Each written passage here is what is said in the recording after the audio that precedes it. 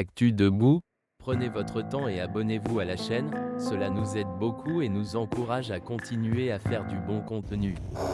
Si vous aimez la vidéo, DONNEZNOUS un pouce en l'aimant, merci et profitez du reste de la vidéo. Alors, les choses se sont précipitées le week-end avec tout ce que vous savez, l'organisation de la mise en place des institutions et l'intronisation, c'est comme ça que je l'appelle, du nouveau roi de la Ve République, l'intronisation du nouveau roi de la Ve République à la personne de Faure Gnassingbé. Et donc, le samedi, même avant le samedi, il y a eu plusieurs réunions au siège de UNI. On a demandé aux gens d'aller à l'intérieur du pays pour préparer les populations, les mettre sur la place publique du village, les centres culturels, déployer des écrans géants pour suivre la prestation de serment du président du Conseil des ministres, en particulier Faure Gnassingbé. On savait que c'était déjà lui. Et il n'y a que lui qu'il faut suivre parce que le président d'honneur, ça n'a aucune importance. Il ne faut pas le suivre. Il faut suivre le président. Donc, plusieurs préfets ont sorti des communiqués pour ramener les populations, pour mobiliser les gens, pour que les gens viennent à la place publique, pour pouvoir suivre la prestation de serment de Faure Gnassingbé, celui-là qui a décidé de son propre chef de supprimer les élections au Togo, tout comme ses amis de l'AES, de supprimer les élections au Togo, parce qu'en fait, c'est de ça qu'il s'agit. Il a supprimé les élections et il se fait désigner par des individus que lui-même il a déjà désignés. C'est-à-dire, le parlementarisme à la sauce togolaise, c'est que je te désigne, tu me désignes après. C'est ça, c'est ça. Dans tous les régimes parlementaires, comme j'ai eu à le dire, le premier ministre, c'est quelqu'un qui est d'abord un élu. C'est quelqu'un qui tient une légitimité. C'est la première fois qu'au Togo, on a quelqu'un qui va assumer les chefs qui va assumer les charges de l'homme le plus important du pays sans avoir été élu même comme un délégué de quartier, même pas comme un major de classe. Et j'ai caricaturé en disant,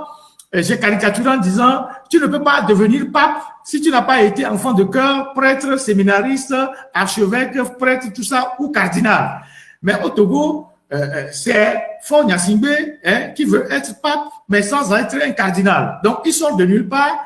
Il n'a aucune légitimité, même pas dans un quartier. Il ne tient aucune légitimité électorale, même pas dans un quartier.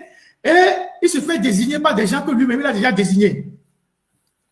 C'est comme les sketchs de Togan Foussenila, qui disait, qui mangeait un jour quand on était très jeune, qui disait, c'est comme ça.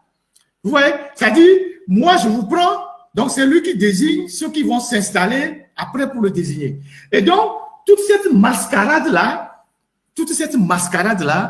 a été couronnée ce week-end par la prestation de serment de Faure Gnassingbé devant une cour constitutionnelle et devant des députés que lui-même il avait déjà nommés. Alors, qu'est-ce qui s'est passé le samedi? Le samedi, on a demandé à tous les députés de se pointer à l'Assemblée nationale. Et quand les députés sont arrivés, on leur a dit de garder leur téléphone. Donc, la cérémonie de prestation de serment, il n'était pas question d'amener les téléphones là-bas. Donc, chacun a gardé les téléphones dans sa voiture.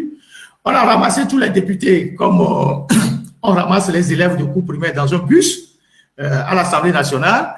On les a convoyés vers la place de fête, la place des fêtes. Vous savez que dans cette zone de Lomé de Kéké là-bas, ils ont fait quelques infrastructures qui n'entretiennent même pas. Quand vous voyez les images du jeune Donné, quand il est allé saluer les classes, tout ça, vous allez vu dans la brousse dans laquelle les gens étaient assis. Je n'ai pas le temps de passer ces images ici.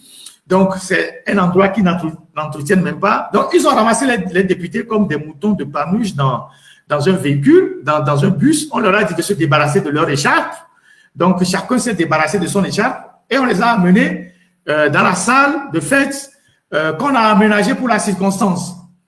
Et c'est le président de la Cour suprême, d'abord le président de la Cour suprême qui sort un communiqué qui invite les chefs traditionnels, les les autorités à venir à la Cour suprême. Ce n'est pas le rôle du président de la Cour suprême. Le président de la Cour suprême, il reçoit le serment d'un chef d'État élu ou d'un premier ministre élu. Ce n'est pas à lui de dire aux populations de venir à la cérémonie. Mais lui, comme au Togo, tout est mélangé, lui, il serait communiqué pour demander aux gens de venir et il se retrouve dans la salle et comme par extraordinaire, c'est le président de la cour constitutionnelle plutôt, qui lit un discours qui fait le bilan de Faure Gnassingbé. Faure Gnassingbé lui-même ne fait pas son bilan. C'est le président, comment il s'appelle déjà, Koulibaly ou bien Koulibaly quoi, qui fait le bilan de Faure Gnassingbé, qui fait un long discours, qui raconte des choses comme si on était à Alice au pays des merveilles, qui dit que Faure Gnassingbé a fait ci, il a fait ça, et c'est lui qui fait le bilan de Faure Gnassingbé. Babakan Koulibaly, c'est ça, c'est le président de la Cour constitutionnelle. C'est lui qui fait le bilan à la place de celui qui vient de boucler 20 ans de pouvoir. Vous trouvez que c'est normal? C'est un président d'une Cour constitutionnelle, mais c'est un militant. C'est lui qui fait le bilan à la place de Faure Gnassingbé. Maintenant, quand on fait le bilan, on fait tout le cérémonial, tout ça, on décide de remettre les attributs de l'État, les insignes de l'État à M. Faure Gnassingbé. Comme tout a été organisé dans le désordre, dans la précipitation, on voulait vraiment aller très vite, on a convoyé les gens, on a mis la pression, il faut faire ci, il faut faire ça. On se retrouve dans une salle où on doit remettre les insignes de la République, les armoiries, au nouveau PCM, ou je ne sais pas comment il l'appelle, mais qui est en réalité le vrai chef d'État du Togo. Donc, on a juste fait un décalage, on a juste changé les expressions, mais c'est lui qui tient le pouvoir. Et on invite le chancelier, qui est lui-même le président du Sénat, donc qui cumule les deux fonctions, ce qui est d'ailleurs même incompatible. Donc, quand on a pris Barquet, on l'a fait nommer président du Sénat, on n'a pas nommé quelqu'un d'autre chancelier. Donc, lui-même, il cumule les deux responsabilités, les deux, ce qui est inconcevable dans une république. Et donc, on invite Barquet à donner les attributs au nouveau roi. Suivons la vidéo. Et vous allez voir, il n'y avait rien. Suivons la vidéo. Ceux qui sont sur TikTok, je suis désolé, mais ceux qui sont sur Facebook et YouTube, vous allez suivre la vidéo. Et donc, le président de la Cour constitutionnelle, il appelle le chancelier et il lui demande, il faut donner les insignes de la République au nouveau roi. On suit.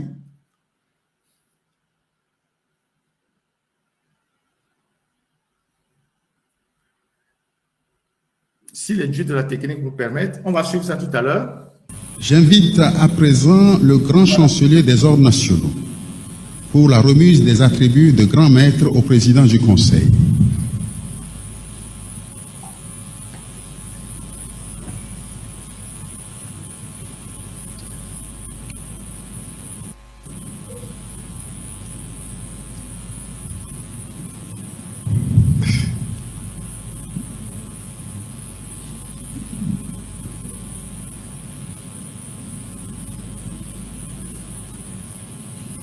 Il y a un petit décalage de cette vidéo entre YouTube et Facebook.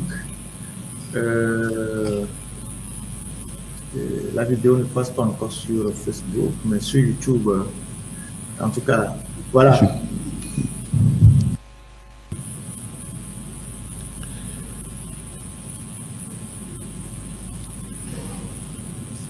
Je pense que... Barquet qui se lève et qui est perdu. Il n'y avait pas les attributs. On ne les a pas fait venir. Les grands insignes ne sont pas là. Et donc, ces attributs ne sont pas encore... Vous imaginez?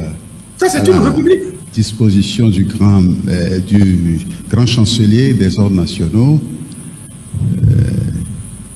On pourra éventuellement...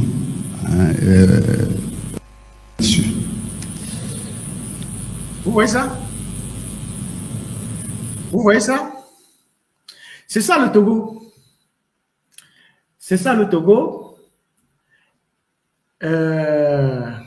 C'est ça le Togo. Et donc, on n'a pas trouvé les attributs de la République. Le grand chancelier, il s'est levé, il s'est tenu debout, il regardait à gauche et à droite.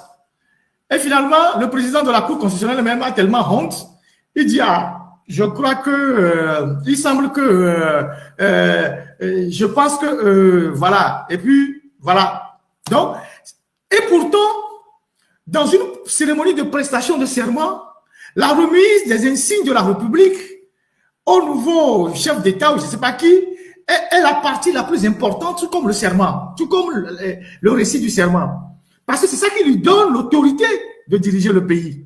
Voilà, ils sont arrivés, ils n'ont pas apporté ça, ils ont gardé ça peut-être dans une chambre quelque part, et ils sont arrivés, et c'était devant les invités, c'était une honte totale.